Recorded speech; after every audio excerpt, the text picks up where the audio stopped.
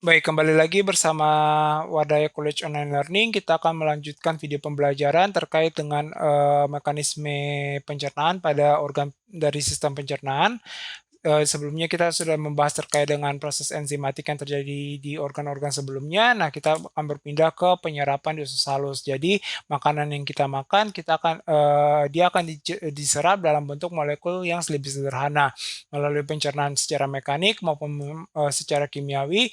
Molekul-molekul atau makanan-makanan yang kita konsumsi, dia akan diserap dalam bentuk molekul yang lebih sederhana. Nah, karbohidrat dia diserap dalam bentuk glukosa, galaktosa, sama fruktosa. Protein dia diserap dalam bentuk asam amino. Asam nukleat dia diserap dalam bentuk basa nitrogen, gugus fosfat, dan gula pentosa. Sedangkan lipid atau lemak dia akan diserap dalam bentuk asam lemak, gliserol, dan monogliserida. Nah, untuk karbohidrat, glukosa dan galaktosa serta fruktosa dia akan diserap di usus halus. Dia akan melewati epitel usus halus karena terdapat glucose transporters atau protein transport GLUT, GLUT. Nah, dengan adanya GLUT ini, glucose transporter ini, dia akan membantu penyerapan dari molekul monosakarida tersebut. Nah, kalau glukosa dan galaktosa dia diserap dengan bantuan atau terfasilitasi oleh transporter oleh GLUT, yang dimana dia ditransport bersamaan dengan ion natrium. Nah, untuk fruktosa dia ditransport secara difusi terfasilitasi.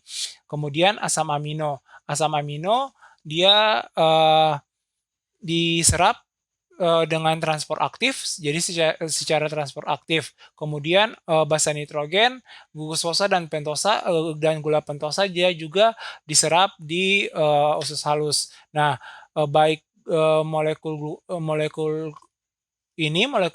ini dia akan diserap dan dia akan masuk ke pembuluh kapiler. Jadi dia akan masuk ke dalam pembuluh kapiler.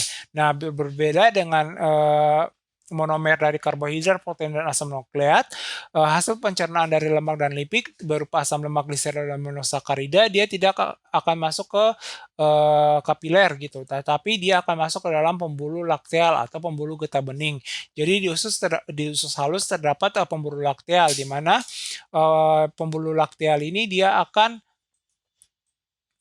di mana asam lemak, gliserol, dan monosakarida ini akan diserap dan masuk ke dalam pembuluh lakteal karena ketiga molekul ini dia relatif cukup besar dan tidak mampu berdifusi atau melewati dinding dari pembuluh darah, dan dia harus masuk ke pembuluh lakteal.